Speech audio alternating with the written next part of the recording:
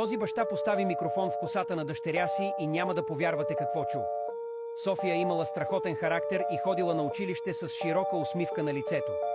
Но един ден баща и Майкъл забелязал, че тя започнала да проявява неуважение към другите хора. Майкъл помислил, че тя може да е имала лош ден, така че решил да не реагира. Но още на следващия ден, когато Майкъл отишъл да я вземе от училище, той осъзнал, че нещо не е наред.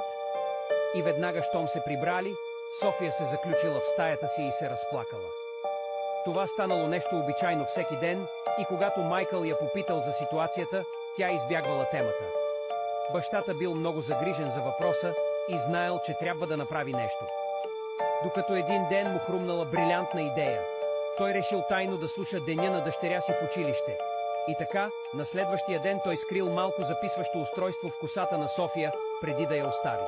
И когато тя се върна от дома от училище, той премахнал устройството. Но когато Майкъл изслушал записа, бил шокиран до дъното му. Абонирайте се за част 2.